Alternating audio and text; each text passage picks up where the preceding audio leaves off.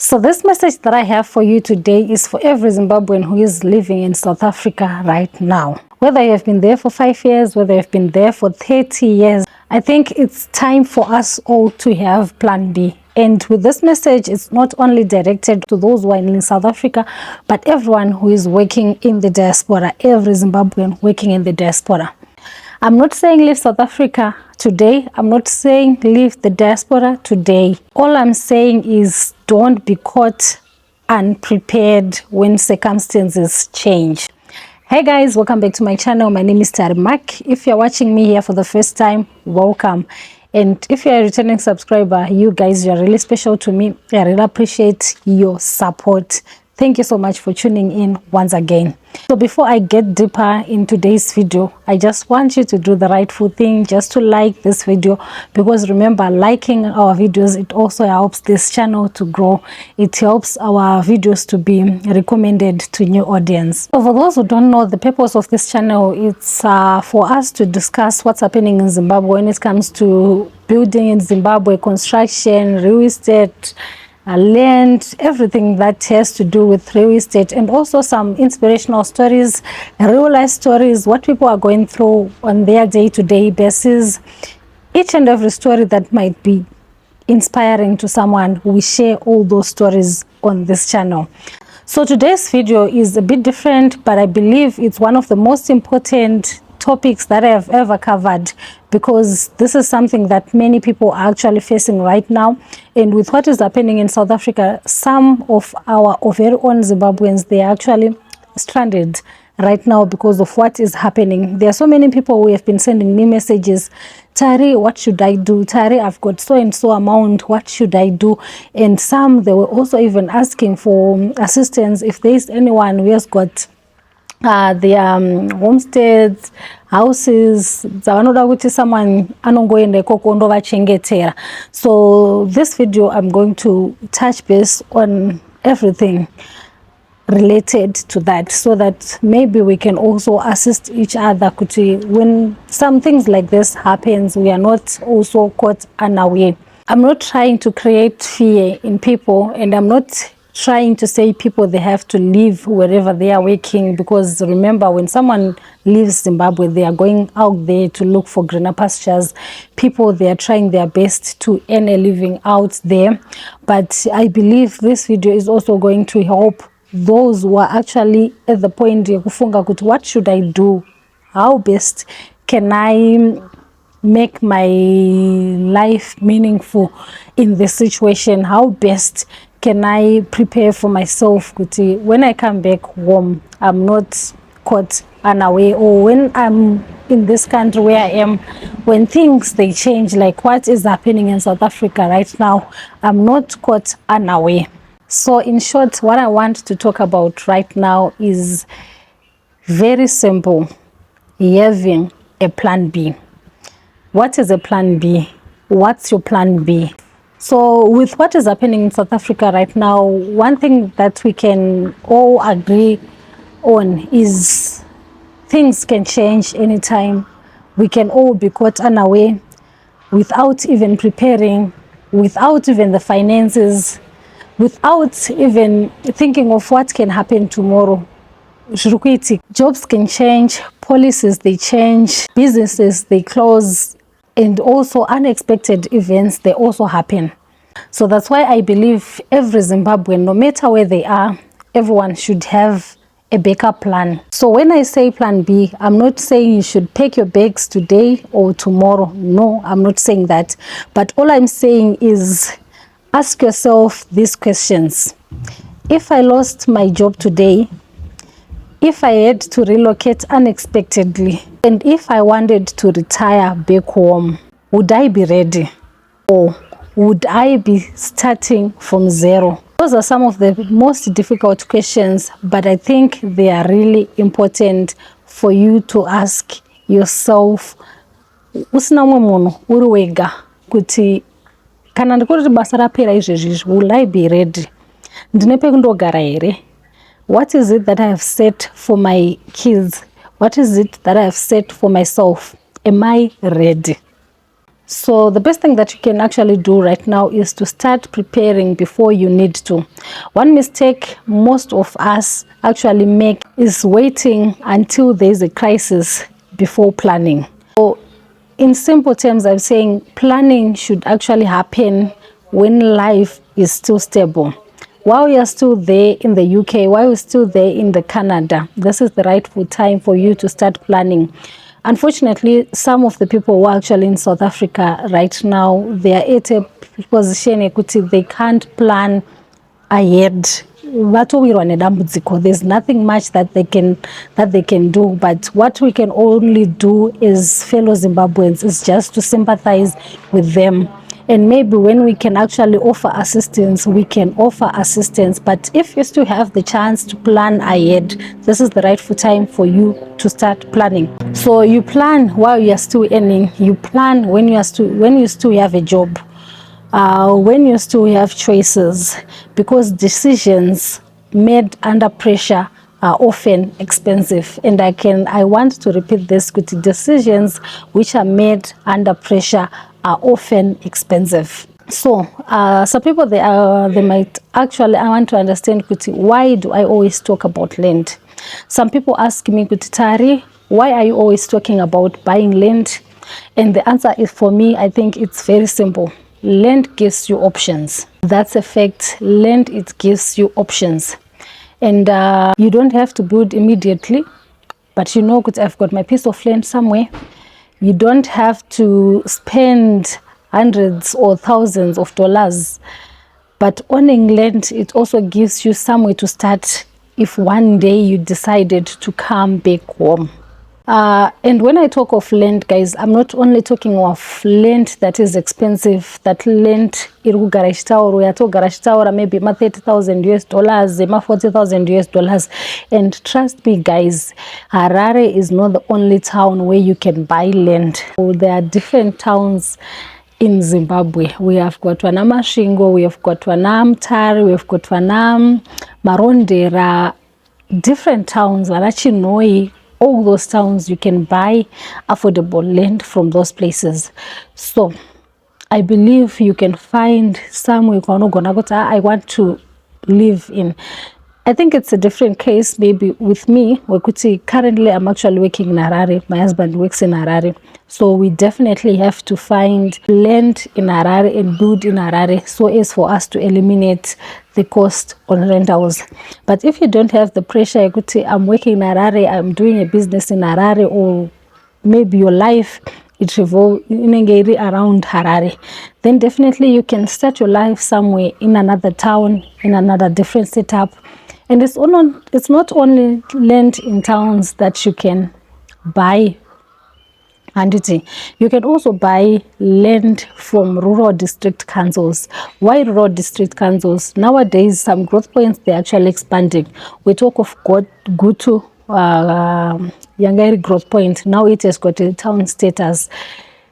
But when it comes to land, you can find land at around $4,000 or even less, now depending with the size of the land ya uningo watenga. So these are all options, because most of the people who are in South Africa, I've got a $10,000, I've got $20,000 that I've been saving. But now with what has happened, where can I buy land? And I think I posted something on Facebook, and the response that I got from that post, it also opened my eyes. Many people were saying, no, just go back to your roots, go back Kumusha, look for a project that you can do. Think of a project that you can do with that amount of money that you have. And now you can think of buying a piece of land, because buying a piece of land, you need to build. You also need money for you to start building. So these are also some of the questions that you have to ask yourself. What is it that I have to do? But with land, guys, you won't go wrong. But if you still have the chance to plan ahead, for those who are in other countries which are not being affected like those who are in South Africa, I think this is the rightful time. Buy your piece of land. There are so many companies which are offering terms. You can pay in installments. I now have a piece of land and now at times you can just go there and start living there, which is what hakuna munhu anouya achikudzinga. Kana kuri kumusha, kana uinako, you just go there. Think of something that you can do. Think of projects that you can do back home. So land is one of the investments that can benefit you years later. Now that you have got the land that you want, you don't have to build for status. Remember, this is plan B that we are talking about. You don't have to buy it. You don't have to build a home for status. This is something I see all the time. There are people who want to build big houses for status. So people, they have to see now I've got everything figured out. Then you also kunetsa kupedza. We don't want that. Remember, we are talking of having a plan B.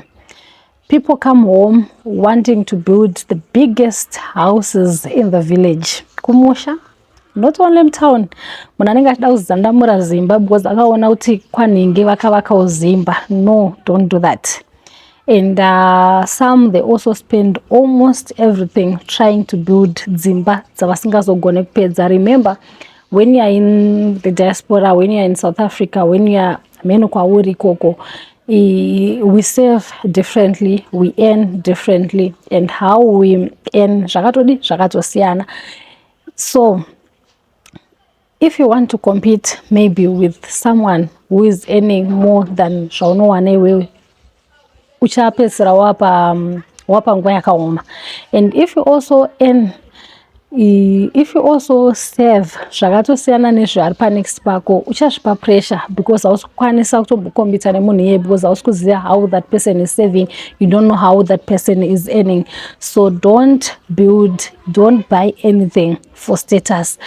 Buy something for yourself, knowing the finances that you have, knowing the capacity that you have in trying to save your money. Some people, they built big, beautiful houses, but now they have no income left. They don't have any project to do, but they only have a beautiful house to show. So at times it's very difficult to survive now in Zimbabwe when you have spent all your savings trying to build a structure. Yes, of course, I can't say having a beautiful house, it's not a good thing. But one thing that I can say for sure is a beautiful house without an income is actually a burden. It becomes a burden. Even when you're trying to maintain that house, it might be something difficult for you to do because house is not income. Parukuda kuitwa a single repair, you don't have the money to repair. Parukuda kudzipa gadziro chakati, you don't have the money to do so. Especially kana muri mumatown vamwe they build in marketed communities. Pakudiwa mari yema levies, you don't have the money because you wakaita overspend tenga land, wakaita overspend uchitenga imba. So now it becomes a difficult thing for you to maintain that lifestyle. So all I'm trying to say is you have to think differently. You have to build within your budget and leave money to invest. This is the most important thing. Try to leave money to invest and create an income for yourself. And ukangona wadaru, that's one thing that is very, very, very, very more sustainable. Trust me. So when you come back here in Zimbabwe, for those who are actually coming to Zimbabwe right now, and for those who are planning to come, when you come back to Zimbabwe, don't only think about where you sleep. Think about how you earn. People, they have to invest. Think beyond a house. Think beyond a building. Think beyond having malls. Think beyond that. Can you start farming? How best can you earn? Could you open a hardware? A hardware shop? Can you do that? Can you run a poultry project? Can you contact another poultry right now and say, poultry project, can you help me? Do you have the money to do that after building? Think beyond a house. Could you invest in construction? Think beyond building a house. So what I'm trying to say is your house or your home should be part of your financial future, not just a place to live. I think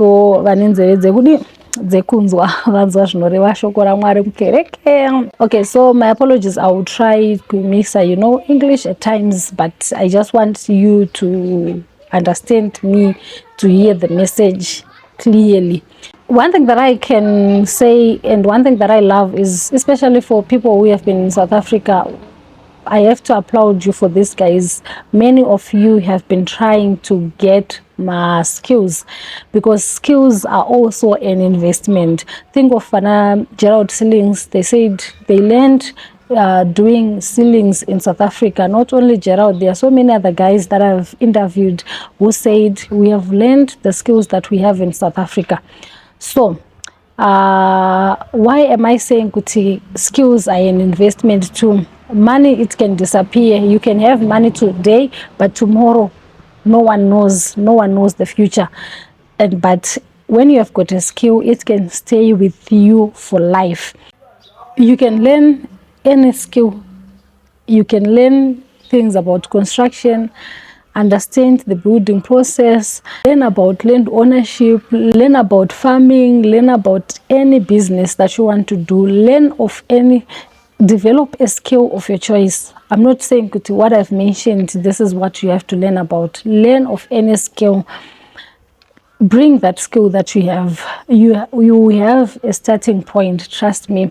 Especially for those who are coming in South Africa. Guys, don't say you're stranded. You're not stranded. Here, there are also other opportunities which are waiting for you. There are opportunities which are waiting for you right now. Maybe you can go a maid in South Africa. You are working for someone, cleaning someone's houses and doing different kind of stuff. Here, there are also other opportunities for you. Maybe, yes, in terms of money, it might not be the same. Maybe you're earning more than you can earn here, but that's a starting point. That's the plan B that we are talking about. You come and use that skill that we have here in Zimbabwe. Develop that skill, and you never know where that skill can lead you in future. So the more the knowledge that you have, the easier it becomes to rebuild. Wherever life takes you. So yeah, I'm sure that's why you see most of the guys who have come back from South Africa, coming back to Zimbabwe, they've not been struggling, especially those who got some skills in South Africa, because they have got somewhere to start from. I've interviewed some other guys and you have seen them with the skill, no funga kuti skill in abasa, but those people, they're actually earning something from those skills. If you're still in the diaspora, if you're in South Africa today, here's what I would encourage you to do. Number one, start saving specifically for your future back home. It's not too late. It's not too late. Start saving for your future back home right now. Number two, research about land. Instead of buying the first cent you see someone advertising on Facebook or on social media, research about that piece of land. See if it doesn't have any disputes. Research about where you want to buy your stand. Research.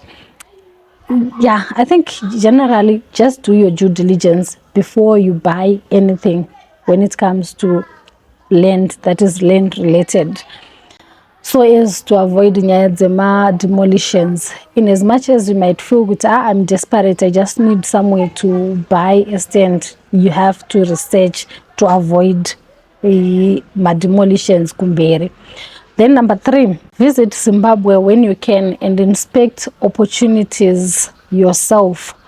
I love those who come here in Zimbabwe. They test the waters, they go back. They come, they test the waters and go back, trying to see kuti. When I say kuti ndadoka, will it be a good idea for me? Will I be stable? Kanandauya. And you try different things, you inspect, you see the opportunities before zvazoitika kumberi usina kugadzirira. Then number four, create a realistic 5-year plan. Don't create something that is not realistic. I know Panwangwan are just too over ambitious. Don't be over ambitious. Think of something realistic. Ndikadai zvinobuda here, ndikadai zvinobuda here. Kana zvisingabudi wogara wasiya, so as to avoid regrets mangwana. Last but not least, don't wait until life forces you to act. So one thing that I love about Zimbabweans is that we are very hardworking. Every Zimbabwean, whether those who are currently living in Zimbabwe, those who are working in the diaspora, those in South Africa, wherever we go, we try and we work hard. And many people, they have built families, businesses, careers in the diaspora. But one thing that I want us to do is to prepare for our own tomorrow, not because we expect the West, no, but because wise people, they prepare before they need to.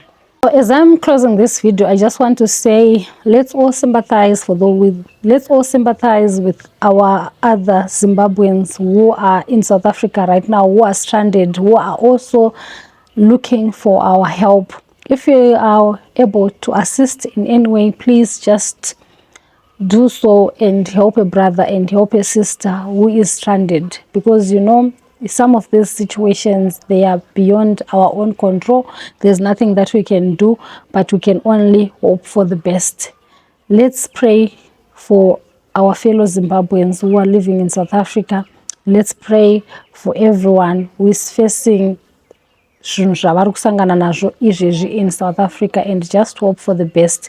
And vachafambawo, we just hope kuti vanofambawo mune zvakanaka. We pray for journey mercies kuti vauye, and we hope kuti even when they come, they will have somewhere to start, they will have a life to start kuno kuZimbabwe, because I know many people, they left the country because of situations, but some, they feel kuti coming back is not an option, but it is. Zvinoita, that's all that I can say, and we have you in our prayers. Every Zimbabwean in South Africa right now, we have you in our prayers. If you found this video helpful, don't forget to like, comment, and subscribe. What do you think about this? What do you think we should do as Zimbabweans so as to better our own lives? Thank you so much, guys. Up until next time, cheers.